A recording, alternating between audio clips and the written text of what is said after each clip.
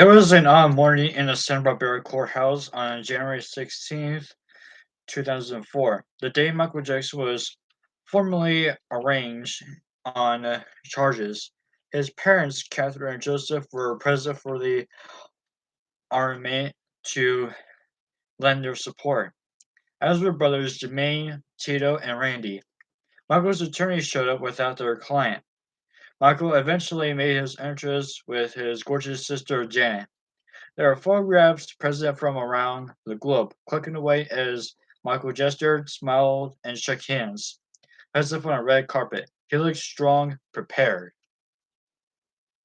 Afterward, much to the thrill of the hundreds, maybe thousands of fans who came from around the world to demonstrate their support, Michael jumped atop a sports utility vehicle and executed a couple of slight moves, with his cameraman at his side documenting the odd but somehow dazzling moment. He's a man who understands the value of illusion, that being that he's perfectly fine and not broken by recent events, and also the importance of simple entertainment. He was giving his fans what they wanted from him. When he is in public, no matter the circumstances, even the most difficult ones, he's on stage. He's also enough of a dreamer to muse that one day the documentation of such a historical day will make one hell of a great film. After the judge chastised him for being late, as if Michael has ever been on time for anything in his entire life, the judge had better learn to yield to Jackson's time. He humbly pleaded innocent to all the accounts against him, some accounts of and two counts of administering an intoxicating agent with no intent to commit a felony. Those who knew him well have recalled privately that the day of the arrangement was the worst of all days for Michael, and he was scared out of his wits, and had a wink of sleep in any of the nights prior to it.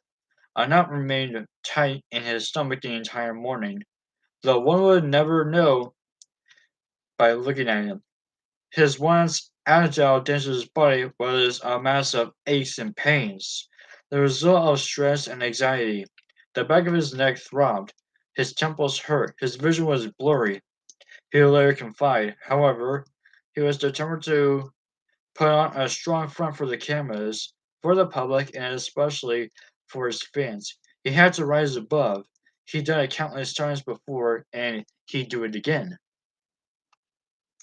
So, what is the case against Michael Jackson?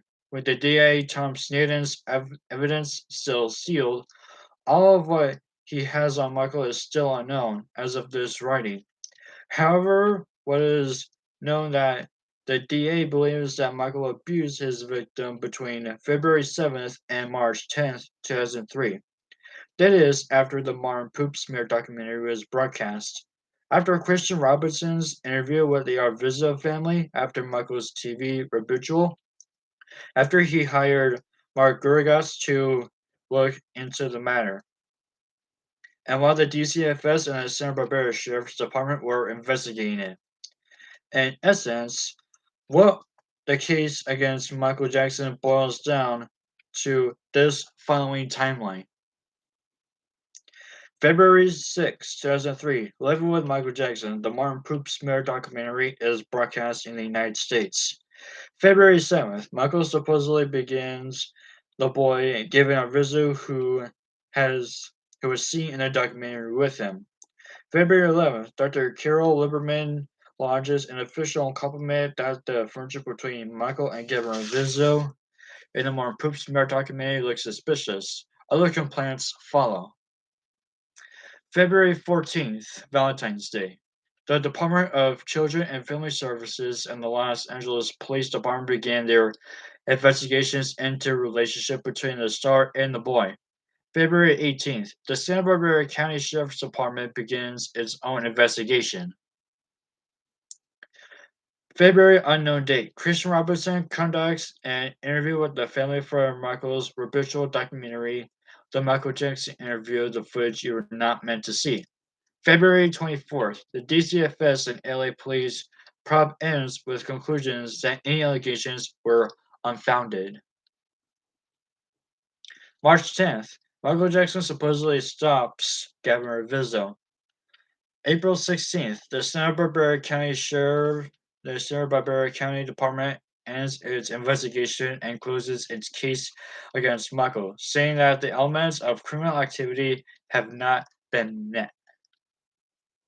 June 13th, the Santa Barbara County Sheriff's Department receives a report from Dr. Stan Katz in which the family changes its story and alleges that actually had taken place and that Governor Vizzo and his brother and sister were also given intoxicating agents by Michael. The investigation is reopened and the family is later interviewed by the Santa Barbara Sheriff's Department. November 18th, 2003, Neverland is raided by police. The question remains, which of the children's stories to be believed? Well, none of them. The one they told documentaries, Martin Poop Smear and Chris Robinson, and also the DC, that Michael Jackson was a father figure who had cuddled a cancer victim and his siblings.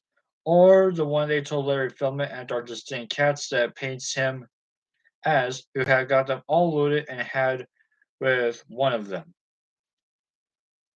In the Arvizo family's defense, their supporters insist that it wasn't until June 2003 when Janet Ventura Arvizo took her son to Larry Feldman and then Dr. Stan Katz that Gavin felt that he could safely reveal details of his.